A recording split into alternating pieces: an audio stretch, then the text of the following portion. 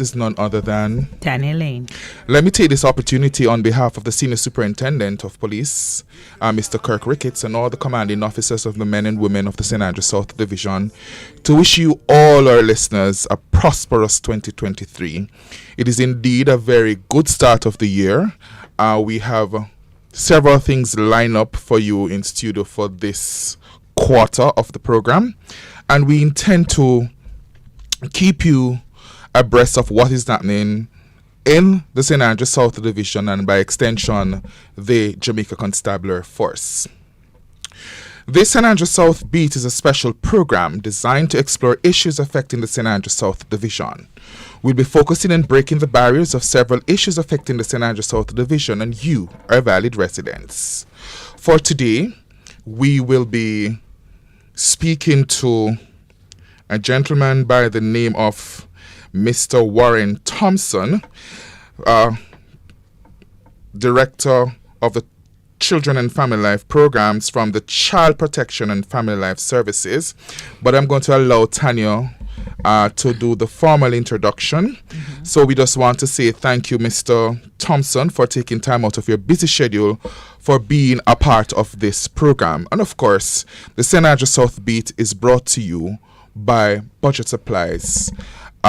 Always the best prices. To participate in the program, we invite you to call us at 876-372-8446 or WhatsApp us at 876-225-9478. You can listen live on rootsjamaica.com. Follow us on Facebook at Roots FMJA and share your thoughts on today's program.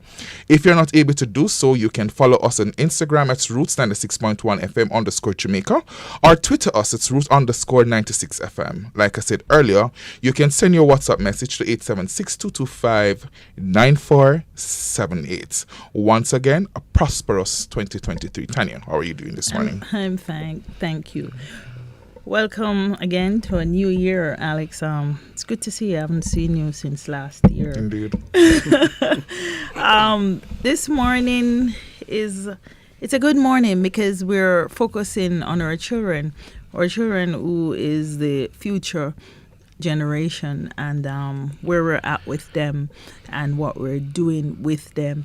And we have that special agency to look at seeing. We're going to look regarding to street and working children. From time to time, we may be driving our vehicles and we see children on the street. We see children selling. We see children doing a lot of things. Some will come to your window and asking if you're buying something. The laws of the land make no provision for that, and the agency will tell you some of the things that should be done, have been doing, and can be done as it relates to our children and how we serve, protect, and reassure our children as they strive to become the future generation, and we help to build them with what we know and how we know it, and to give them a chance to survive in life. And we have none other than Mr. Warren Thompson, Mr. Warren Thompson is the Director of Children and Family Programs, and that's a big title. When I grow up, I want a title like that. That's a very big title. The Children and Family Programs Division covers intake and investigation of children abuse, report psychological services, adoptions, transitional living program, among other things. And I'm going to give Mr. Warren Thompson because his things just look big and huge, and I may not have the time, and I may not know all of it, but he's here, and he's a first-hand person to give us a synopsis of who really Warren Thompson is and how he served the people of Jamaica and our children as they strive to become our future generation. Warren Thompson, welcome to St. Andrew South Beat. Thank you. And the St. Andrew South Division. And of course, we welcome you from our Senior Superintendent, Kirk Ricketts, who's the commanding officer in charge of the division. Welcome again to St. Andrew South. Thank you, and Happy New Year to you both and to all your listeners. I'm really happy that to start your program for this year, you decided to focus on children because, as you rightfully said, they are the next generation, and we really need to invest in them. So the Child Protection and Family Services Agency, CPFSA, Many persons may know CDA, CDA. and Like perhaps me, the OCR, right? primitive. Yeah, man. But 5 years ago, the CDA and the OCR merged to form this newer entity, the Child Protection and Family Services Agency, CPFSA. So we have a broader mandate to protect children, but also to provide services to families. So the Children and Family Programs Division, as you said, is that part of the agency that delivers a number of services. So starting from the intake, so all reports of child abuse, are supposed to be made to us, whether through the police or other sources, but we have to get them at the Children's Registry so we can do our investigation. So that's a part of the Children and Family Programs Division. Then there's the investigation component in terms of taking the matters before the court. That also falls within the division. You spoke about adoption services, psychological services, and the transitional living services that many persons don't know about. So in terms of the transitional living program, when children are in care, because sometimes we have to remove children from their families, right? When they are in care, once they get to age 18, we have to help them to transition from care. So the transitional living program is designed to do that. And I can tell you, we have over 500 children. Well, they're not children anymore. 500 young adults who are enrolled in universities, teachers' colleges. Some of them are doing vocational skills training programs and so on. But more than 200 of them are at universities and colleges. So we believe strongly that when children are given, as much support as possible, they are in nurturing environments, then they will thrive. They will do well. So that's what we're trying to do at the CPFSA. One, we try to keep children in families where we can do so by providing the necessary support and so on. And when we have to remove children from their own families, we try to put them in family environments. So in foster care placements, if they can be adopted, they are adopted. And you'd have heard, I hope, over the holiday period just passed, where we were encouraging persons to apply to take children home for the holiday period. So children who are in facilities, they could take them home for a couple of days to spend Christmas with them. So they're spending Christmas in a family environment. And very often many of the people who do take children home decide to foster children on a more long-term basis, because a family environment is the best place for a child. So I want to come now to what you mentioned earlier about the street and working children. There are some key spots right across the island where we see children a lot of times working, and this division is one of the corridors that we have had some interest in. So Majestic Gardens, 3 Miles, we very often see children who are at the stoplight, children who are selling, children who are wiping the windshield, the glass, various things. And a lot of people, they think that these are children who don't necessarily live anywhere. These are street children. But the term that we use, which is what you said earlier, street and working children, because very often many of them live in homes with their parents. Some of them are sent out to work. Some of them voluntarily go out to work or to beg or to do something. So there are actually a number of issues, and I'm sure you're very much aware of what some of those issues are in terms of offenses that could have been committed when those children are sent out to work. So there's child labor, that's one issue. So, in Jamaica, no child under 13 is supposed to be working unless they're going to do something like sing, act, dance, and so on, and they're in school. They must be in school. 13 to 15, the law says that you can do what you call light work. And light work is work that should not pose any risk of harm to the child. And, so some people may say wiping the windscreen is light work, but it's not light work. They're out on the street, right? They're exposed to all kinds of danger, moral danger, physical danger. So that is really hazardous kind of engagement for children. So we encourage parents, do not send children out to work. And I get questions all the time. So what about those children who go down to the market to help their parents sell and so on? And I said, there's nothing wrong with that. If the parents are there or the grandparent is there, they're under supervision. Once they are there and they are assisting the family to sell in that way, but they are still in school, then that's not much of an issue. But when you see children walking by themselves, on the Shopping road, on their own. right? When you see them on their own, About sending them to the shop on their own. well, so if the child is of sufficient age and maturity to go to the shop, then Not they can do legally. so. Right? Not If legally. there's a sufficient age No. and maturity. What is a child to you? Right. So a child in Jamaica is any Mm. person under the age of 18. Okay. Right. In terms of sexual offences, of course, it's a child under 16. Right. A person under 16.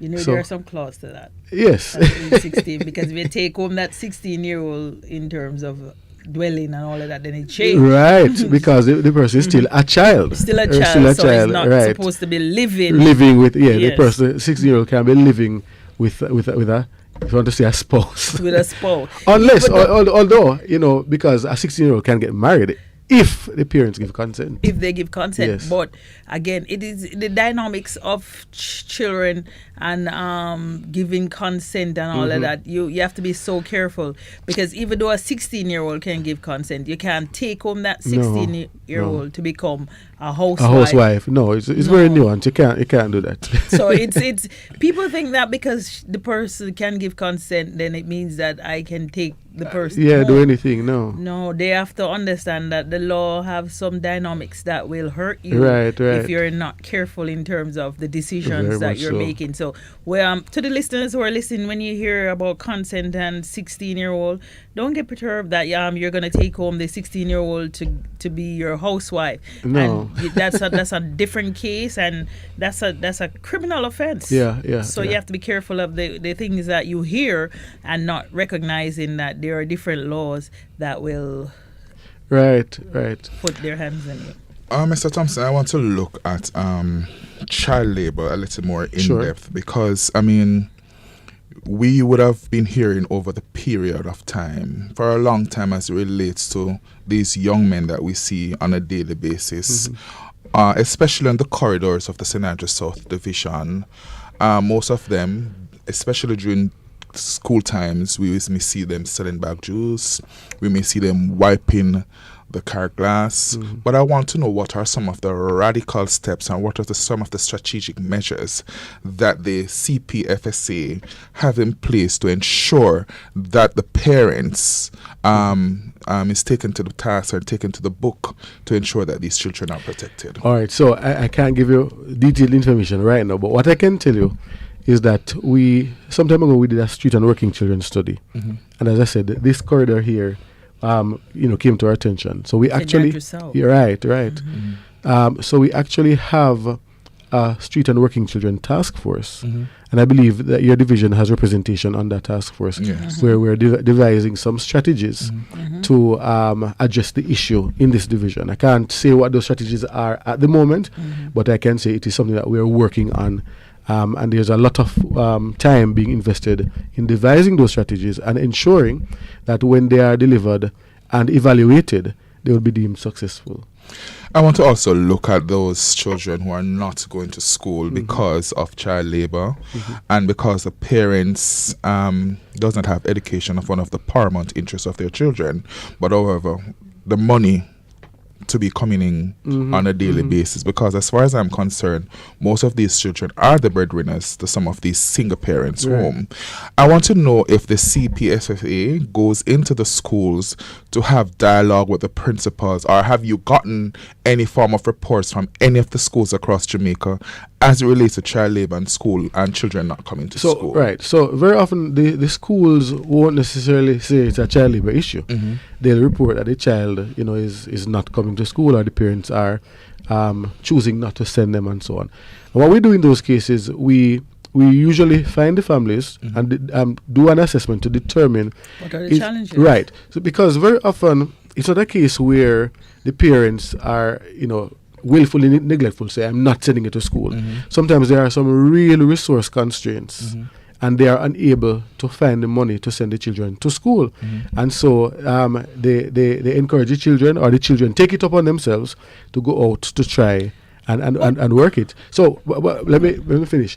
So one of the issues, there are two parts of it. So we warn the parents, and we try to get them connected to the different programs and provide support where we can provide support. So we wouldn't want to criminalize the parents in that kind of scenario. But then the other side is a child. Very often the children themselves are willingly going out. They want to go out. They want to be on the street. They want money. Right. They want the money.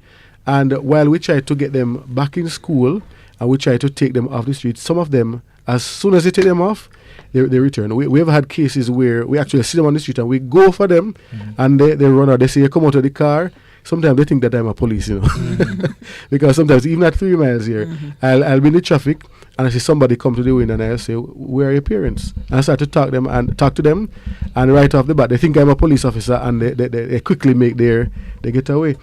So there's that side of it too. And I think the parents need to. So if there's a real need, before you send the children out, if there's a real need, you need to try to find the resources, like whether you're coming to us or you're applying for PATH, and I know the challenges there. And the guidance council have the resources. Sometimes, yes, can provide some additional support in terms of lunches and that kind of thing. But we really find it challenging where the children themselves want to be on the street, and we need the community support. Because you see, if everybody was telling them to get off the street, then they would be getting off the street. Don't give them anything. Right. So, which is one of the things that we encourage. And it's sometimes I think about it when a child comes and the child seems to be, seems to be in real need. It's kind of hard. Yeah, do you just turn them away? But very often what I ask them for is the parents. I say, where are your parents? Let me talk to your parents, right? And if the parents can't come, then I just don't give anything. So we encourage the community members, don't support them on the streets. You can try to support a family. There are churches, there are different groups that provide support, but we can't support them while the children are putting themselves in various kinds of dangerous situations and are not accessing their education. I think that is very, very key. I don't know if you're harmed with any form of statistics as it relates to the children that are under your care, as it relates to provision and after leaving from the care of the CPSFA, how do they matriculate in the regular system in terms of job, schools, and so forth? Right. So I can't give you for those who are reintegrated to their families before they get to 18. Right. So we'd have to do some study to see what happens there. But for those who get to age 18 without being reintegrated with the family, we provide support beyond age 18. And sometimes too, there are some who were reintegrated with their families, and for various reasons, they come back to us right on the verge of turning 18, and we have to find ways to support them. So we, as I said, our transitional living program, the program has many components. So education, because that's a part of it. They have to be enrolled in an educational program. And on completion of that program, we'll continue to provide support while they're actively seeking employment. Right? And then, so that's one component. The other component, we provide the life skills education. So we do training, and for some of them, it's basic training like how to make your own breakfast, how to spread your bed, those kind of things. Because we do provide housing for some. If they can't be reintegrated with their families, they can't remain with foster parents. There's nowhere for them. We actually provide housing, and some of them who have to migrate for school too, we provide housing. So if they got through to UTech, for example, and they come to Kingston and they can't get boarding on campus, we have to provide the housing for them. If they're doing a skills training program or they're doing something at Distinction College on Agley Park Road and they need housing, we provide housing.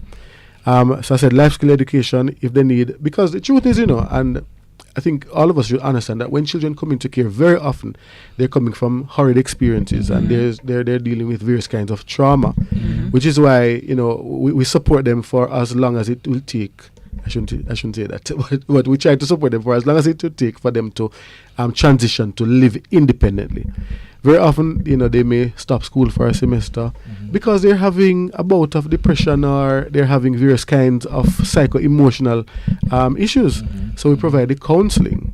So even though they're not children anymore, we provide that kind of additional support. They get a stipend because they need to live. So they get a monthly stipend. it's not a lot of money, so we do encourage them to try to find the part-time employment. Some of them do, some of them don't. And we also support them in terms of mentorship, right? So, you know, My question is, Oh, sorry, but I want to answer your question though in terms of how I can't tell you the statistics. okay. But what I can tell you, as I said earlier, we have almost more than 200 who are in a degree program. Okay. Yeah. You're right, more than 200 in a degree program at the moment. As you know, each year they graduate, right? So at the moment we have over 200 in a degree program, and we have over 300 going to 400 who are in vocational skills training programs, whether at Great. Heart Great. or some of the other community training institutions. Great. Wonderful. Hold on, Alex. The children that you meet on the street sometimes, the percentage, do you have a lot that is on drugs?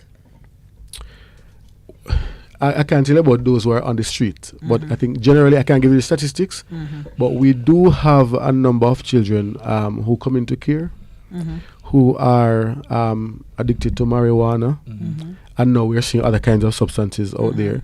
But yes, substance abuse is an issue that we have to face. We deal with it. I want to look at, Mr. Thompson, the children in terms of, earlier in the discourse you mentioned that you'd have invited persons to, I don't know if you call it adopt a child for the holiday season, to take them home Foster. or to foster them Right. for the season. What was the response like during the season? So I actually don't have the statistics with me, but what I can tell you is that it was not as we would have liked. We didn't have as many applicants as we wanted. Yeah. Another question before I go into the break is that I know from time to time that these children that we see on the streets are so exposed to a lot of dangers sexually as well. You have persons exploiting them sexually. Have you gotten any reports, and how is it dealt with? Right. So earlier in the conversation, I started to talk about a number of offences, that can occur when a child is on the street. So we talked about child labour, but we didn't get to child trafficking, for example, Right. where sexual exploitation is a significant component. So we actually we do have a standard operating protocol within the agency for dealing with child trafficking cases. And in Jamaica, most cases of trafficking, so a person can be exploited for labor, so they're forced to work. But most times, especially in the child trafficking cases, it's sexual exploitation. Right. So in terms of sexual exploitation, some of them are forced to be on the street. Some of them, they're not necessarily on the street, but they are exploited sexually where somebody else is benefiting. They're basically treated as prostitutes. So when we remove them, we have to do the needs assessment to say, is this a child that can return to the family? And very often family members are complicit in their exploitation. Right. So we have to put them elsewhere, whether in a shelter. Both genders? So, yes, I'll say both genders. Okay. We see more females Okay. than males, but we have seen males as well. So we have to remove them and place them in a residential childcare facility or in a foster care placement. I see. And then foster care placement is the preferred option, of course. But we do have a shortage of foster parents, and that's the truth. And then we have to ensure that we provide the psycho-emotional support and counseling. Right. I was about to come to that. Yeah, Yes. because, I'll give you one case. We have very recently did a psychological assessment of a child trafficking victim. So she wasn't on the streets, but she was being victimized. And her victimization lasted for a period of years, so from about age 8 to age 16. And the assessment that was done by the psychologist, the report suggested that educationally she was still at the 80-year-old stage, right? So mental trauma. how I interpreted it, the psychologist didn't say it, but on reading the report, my interpretation was that this girl's development in terms of psychological development and educational development stopped when her exploitation began. Right. So she was functioning basically at the level educational level 8-year-old. Yeah. We are at the juncture of the program where we have to take a commercial break. We're talking to Mr. Thompson, director of the Child Protection and Family Services Agency. Stick and stay. We'll be right back. Yeah, yeah, yeah. Oh, yeah. If you give a little more than you take. New Budget Supplies massive price buster now on. Want to redo that kitchen? Retile that old floor? Stop that leaking roof? Make over the bathroom? It's now or never. White toilet from $14,999. 5-gallon paint from $6,599. Gypsum board $1,749. 50% off UPVC French windows. 10% off kitchen sinks, water tanks, and pumps. 195 Hackleburg Road. Telephone 923-4560. New Budget Supplies. Always the best prices. Freedom is coming. Freedom is coming. Freedom is coming. Oh yes, I know. Tune in this and every Sunday from 9:30 to 10:30 a.m. to Moments of Freedom, the weekly broadcast of the Riverton Meadows and Mamby Park Baptist Churches, with host pastor Reverend Sidney Hall. Join us with opened minds and hearts and be blessed. I'm free from the fear. The Ararat Evangelistic Association presents Walk Free here on Roots 96.1 FM in a new time, 4:30 p.m. to 5 p.m. On Walk Free, you will hear life-changing testimonies, inspirational messages, and music to encourage you. Remember, tune in to Walk Free. Listen every Sunday from 4:30 p.m. to 5 p.m. And if you've missed it, tune in to the rebroadcast on Wednesdays at 6 a.m. Tune in and be blessed.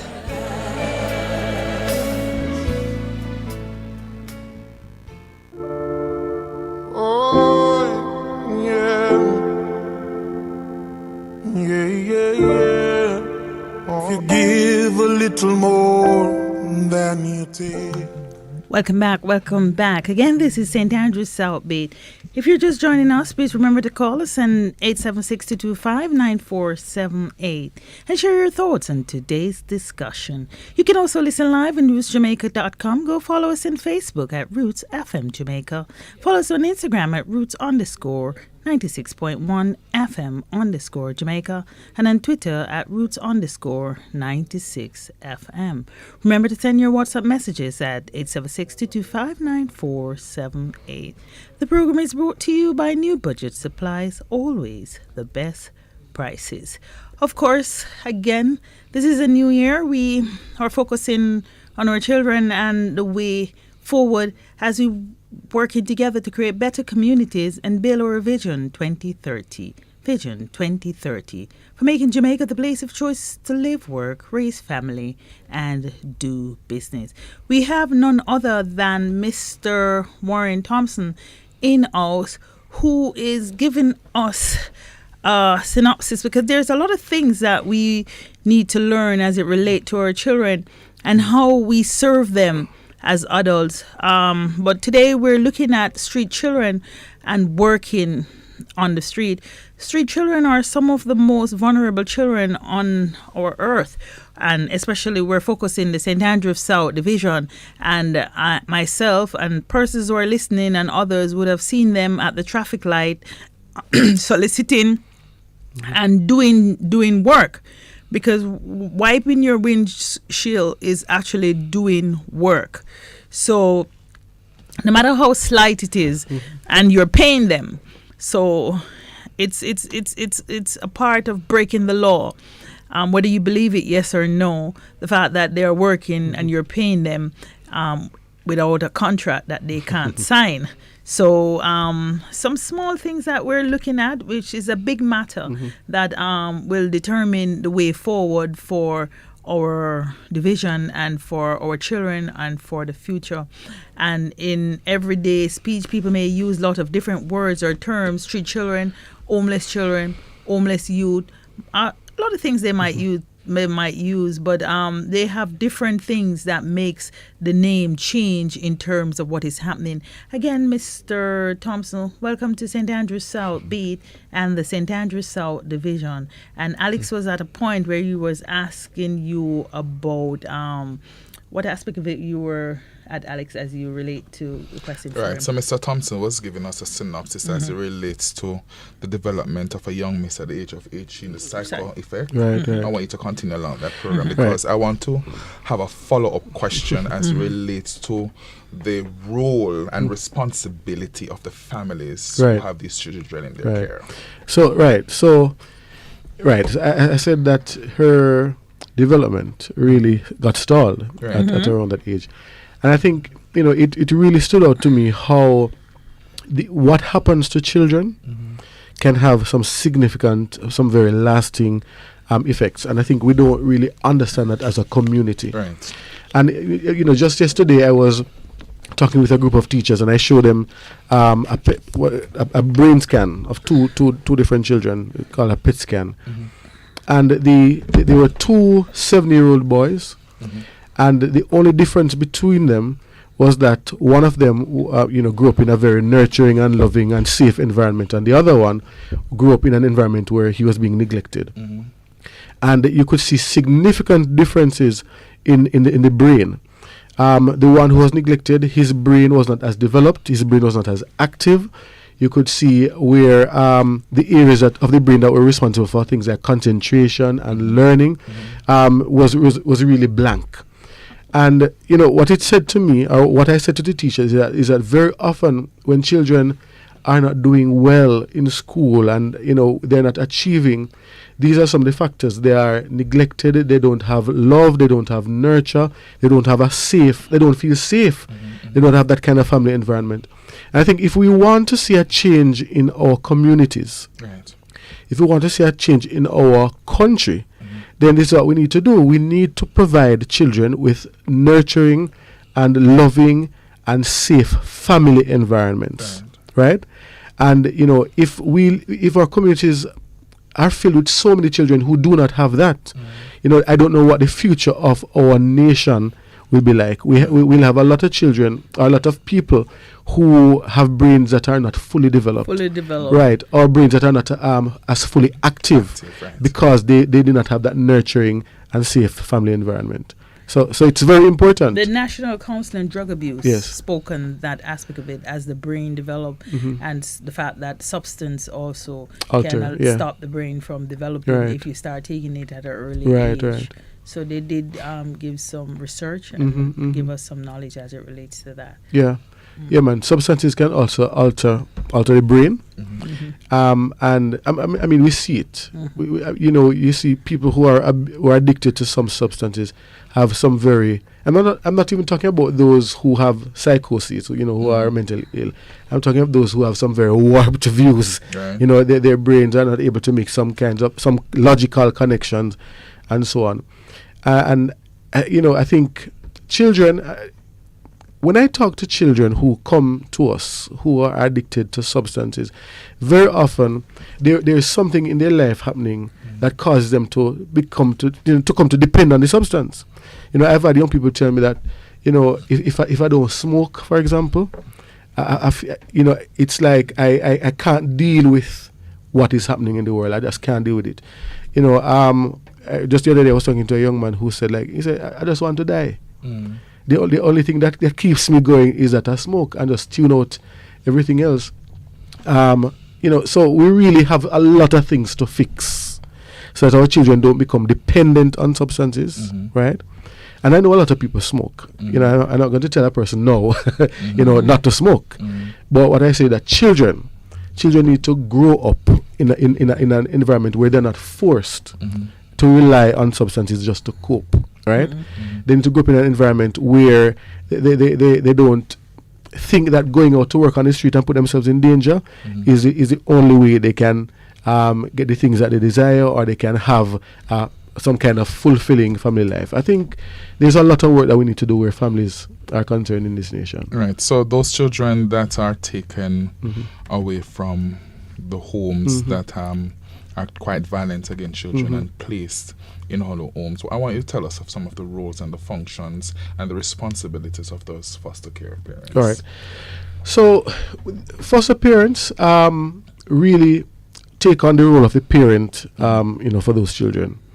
And just as anything, you'll have foster parents who there's a placement breakdown. So the children are misbehaving. The foster parent who doesn't have a lot of resources, but has been willing to provide care for the child, comes to their wits end to say, I can't manage, I can't cope, right? So there are some where there's a strained relationship. And where there is that kind of breakdown, we usually step in, to do the mediation, to do the counseling, and sometimes we have to remove the children and put them elsewhere. But there are a lot of foster parents who form those kinds of bonds with their children. They take on the role of the parent. I've had youngsters who are out of care, and they're adults now, and they talk about their grandmother, or they talk about their mother. But when you check it, it's really the foster parent, that they're talking about. They say, I'm going to go home. Where is home? Home is with the foster parent. So, earlier I said that we have to provide housing for a number of them who are still in educational programs. Right. But that's not even half of them. Most of them, many of them still stay with their foster parents. And, we provide support to foster parents, but when the children get to 18, that support ends. So we have a lot of foster parents, even though there's no support, they still keep the children, well, they're adults now, but they still live there with them as their own children would. Just the other day, I had an experience where there's a young man in the transition living program, and the foster parent reached out to us at the agency to say she hasn't heard from him in, I think she had said 2 weeks. And she was going crazy. She was, at her wit's end. She said, I can't find him. I can't get through to him. I don't know where he is, etc. And of course, she kept calling us because we're trying to figure out where is he, who last saw him, and so on. Yeah. And Did she make a report at the station? Well, I was going to make the report actually, Okay. So, she kept calling me. So I said, listen, I'm going to make a report because he's supposed to be here in Kingston. So he's in Kingston. But she said, I spoke to him a week and a half ago, but since then I've been trying to call him and I can't get through to him. So we were talking to, his peers and so on, trying to find out where he is. And then I said to her, listen, I think we have to report him missing. So she sent me some pictures. And the morning I was actually going to go up to a police station in Papine side to report him missing. And something said, go and check over JDF. To see if he enlisted. So I went to JDF and they told me, oh no, they're not doing any only recruits for National Reserve, and he's 19, so he may be too young. So I said, just go and check for me still. And they went and checked the name, and they actually had him there. He had gone in to join the National Reserves. But when he went in, he did not realize that he wouldn't be able to access his phone for the 2 weeks period for the initial training. So he didn't get to tell his foster mother that he was going in and he wouldn't be able to. And she didn't even know that he had enlisted to the National Reserves. But what stood out to me was just how, as my mother would, she was really going crazy. She's saying, like, listen, we need to find him. I haven't heard from him. And I think she had reached out to us either through a WhatsApp message or Facebook or something. But she kept calling because she says she needs to find her son. Right? And this is a foster parent who, her, in terms of her obligation, would have ended when he aged out of care. But the connection was still there. And those are the connections that keep a lot of the children who come into our system going. Right? They're connected to somebody. Sometimes they're connected to their children's officer or they're connected to their foster parent. So I have, we had one young lady who, she actually works for us now as a social worker. She went and studied social work and applied and got a job with us. And she said she decided to study social work because of the connection that she had to her social worker, her children's officer.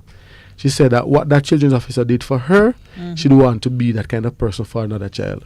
Good. So it keeps you know, Recycle. yeah. Mr. Thompson, I know that no matter what the circumstances, every child has the right to be protected. I want to look at the remedial process when a child or children is taken from a place where there's violence against them. Are there any form of remedial training for those single parents from time to time where you see these circumstances coming out of, so that the child can be reunited with those families? Right. So I want to tell you about two things. So we have in the agency a child and family support unit. Right. And the aim of that unit is to help families to better take care of their children, so to keep their children rather than take the children into care. So we may see that this family, so the parent was probably abusive, but it's not yet at the stage where we need to remove the child and put the child before the court. Right. So what we do is we register them in our training program. Right. So we have some counseling sessions, we do parenting training, and those kinds of things. If there's no change, then we may have to remove the child. Very often there is a change, and because even though parents are abusive, many of them don't want to lose their children. Right? Okay. Right. Very often. So that's one side of it. The other side now is where we remove the child, and the child is either in an institution or the child is with a foster parent. We will meet with the parents, we will provide parenting training, and we also ask them to give us a plan. So it's like a parenting improvement plan. And the plan will set out some milestones, some steps, and some timelines. So by, let's say, January 2024, you'd have done all these things, and the aim is to have the child returned to you by that time. So there are some parents who meet it, and the child is returned. So we bring the matter before the court. The order is revoked, and the child returns to the family. So that's our family reintegration. There are some now where even before the order is revoked, we used to call it home on trial, where we return the children home, and we continue to provide supervision to see if the placement back with the family works. Right? So that's something that we do. There are some parents who, although they make the improvement plans, they never meet the targets. They never make a change, and those children remain in care and age out while in care. But there are many who return to their families, because I tell you, we talk about the importance of family. A child who has been beaten, who has been abused by a parent, especially young children, when you remove that child from the family, place a child in care, who you think they're asking for? The parent. The same parent who would have abused them, who beat them. So they want to go back to the family. And the family really is the best environment for a child. And once the family remaining in the family will not cause a child to experience any more danger, that's where we want the children to be. Sir Thompson, our children, one of the things is that we're not using love to reach to our children. Right. What I would have observed as a police officer, most time when I'm with a parent and their child or children, they're aggressive, and I tend to say to them that won't work. Right. Because you have to remember that you're talking to a human being. They don't look at it as if it's just they don't look at it that is my son or my daughter. They're young, they're age. No, because they have a mind of their own, and they have feelings just the same. Right. And the manner in how you respond to them is important. Yes. You can't have your child, and sometimes it's best you take your child aside and express yourself than express yourself loudly in front of his or her friend. Right. Those are some of the challenges. And then what happened with the children, that they're going to react, and they're going to be very stubborn when time you give them. Because an option you give them, your action, and they become, they just become blank with you. So we are saying to our parents that they have a responsibility in communicating with their children, and the manner in how they do that communication.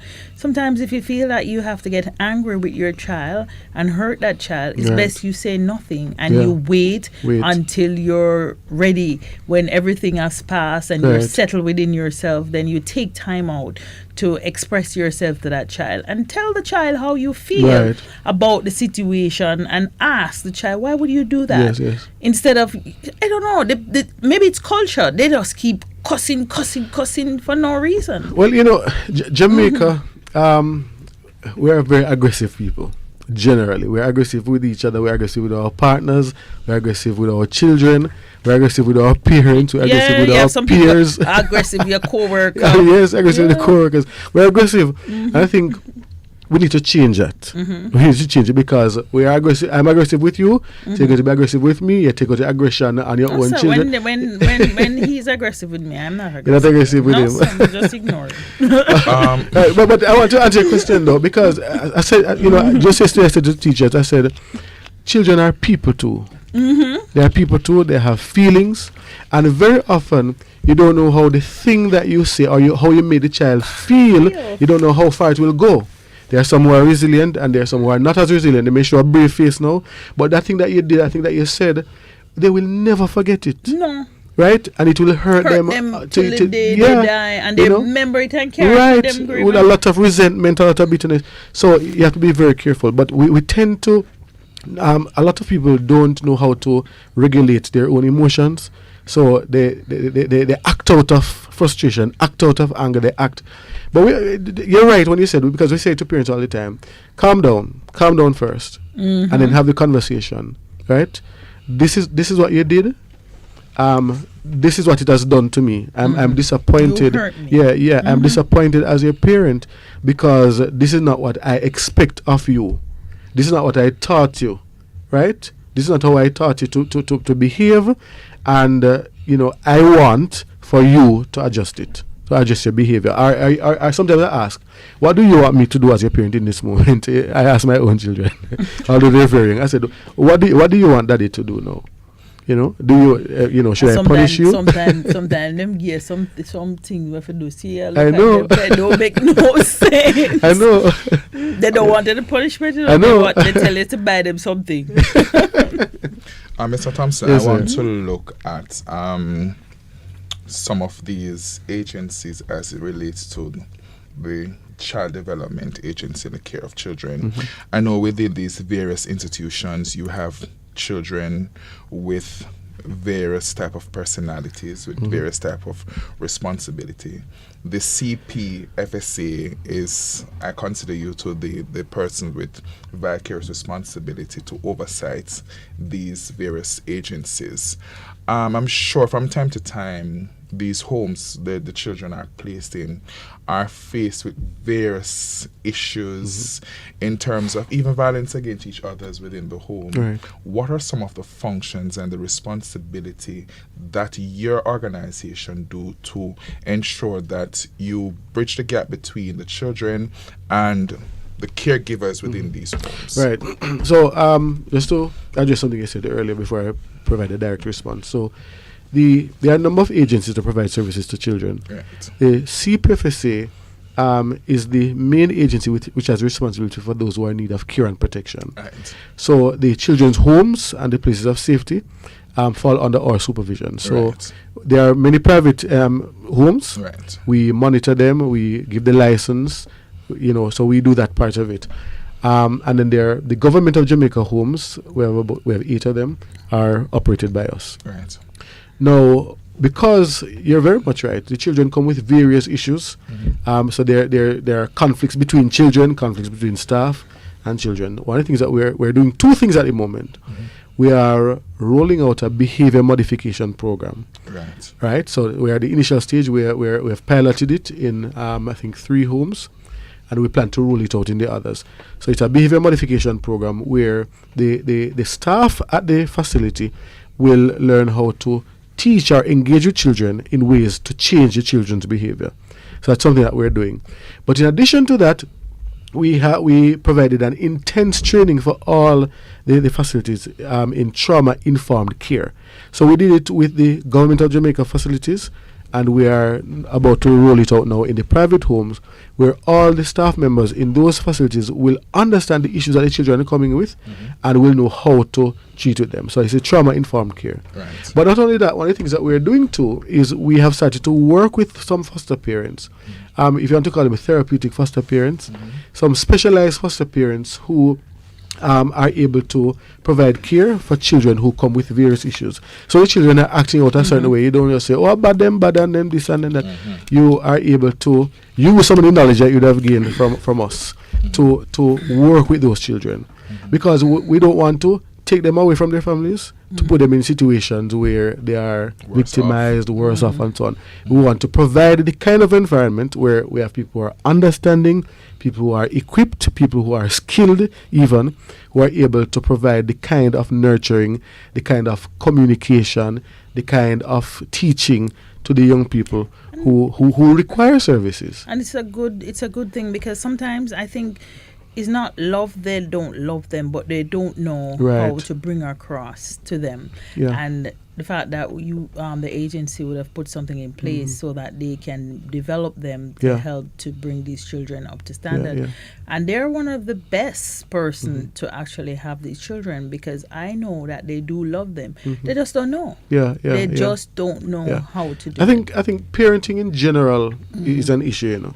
So even for us, the people who are employed to work in the children's homes and the people who are apply to become foster parents, we have to provide the training, because we're taking them from the population. You know, I heard Novelet Grant say some time ago that if the entire country is without empathy, then if the police officers who come into training school are going to come without empathy, and the policing is going to be without empathy. So if the people who come in don't understand how to deal with trauma and understand child development and so on, then they're going to treat the children how every other ordinary Jamaican will treat. So we have to provide the training, and which is why parenting education is also very, very, very important. We have to start with parenting. So for the children who come to us, we engage with the parents, and for those who are not yet in care, we still engage with some parents. We do parenting training programs all around. And of course, the National Parenting Support Commission, which has the responsibility for parenting, has their own parenting campaign. And I think we really have to start with parenting and strengthening family life in the nation. For the next 3 minutes of the program, Mr. Thompson, I want you to look at and tell us how are these persons that works, especially within the homes that provides care and protection for these children, how are they selected? So for the private homes, they have their own recruitment practices. But certainly for the government of Jamaica homes, it's the standard recruitment. They have to apply for the positions. They have to be interviewed. They have to be vetted. So they have to provide the police certificate, police report, right? We have to do the background check. You know, the references, all the works. Who you used to do the background check? Well, so right now, what we just ask for the references. It's just the references that we rely on for the background. Okay. But I do know that there, in addition to the police report, there are some persons who have to do the what they call it, assessment again now. Antecedents? No, man. There's an assessment. I think the police used to do it for us at some point, where they have to do like a polygraph and that kind of thing. I don't know what they call that, but I know for some positions we have had to do that exercise as well. Do we have psychologists? Do we have social workers working in these environments to provide child care protection for these children? Right. So the agency, we have one psychologist in each region. So we're in 4 regions. Okay. That's what we divide the country in 4 regions. Okay. We have a psychologist for each region. But we also outsource a lot of the psychological work. So we pay private psychologists and psychiatrists even to see the children, the psychiatrists, because some of them require medication. So there's a significant amount of resources that goes into providing psychological and psychiatric care for the youngsters. But in the government of Jamaica homes, we also have social workers who are placed there, right? And guidance counselors to provide that kind of guidance to the youngsters. For 2023 and going forward, is there anything new within your agency? There are always new things. All I will say to your listeners is to keep following us. Follow us on Facebook and Twitter at CPFSA JM. And just telephone numbers. 948-284122. You just keep listening, and you'll hear the new initiatives that we're rolling out. Certainly, what we want to do in this corridor here, St. Andrew South, is going to be a new initiative. So your listeners should listen out for it. And of course, if they want to report child abuse, it's very important that they remember it's easy to report. Just dial 211. It is free, operated on a 24-hour basis. You can call from either Digicel or Flow, and it's easy to remember. So that's it, 211. On that note, we implore your listeners to educate yourself as it relates to some of the rules and functions of the CPFSA, which is the Child Protection and Family Services. We want to thank Mr. Warren Thompson, Director of Children and Family Programs, for being a part of this broadcast this morning. We want to say thank you to our listeners for wherever you tune in from. We appreciate you being a part of this broadcast. We want to say thank you to our studio engineer, Mr. Owen Brown, who helped us to navigate through this program. Join us again next week, right here on Roots 96.1 FM for another demo of a program on St. Andrew South Beat. I'm your host, Alex Bloomfield, and my co-host is Tanya Lane. Until then, walk good. There's a place for people like you.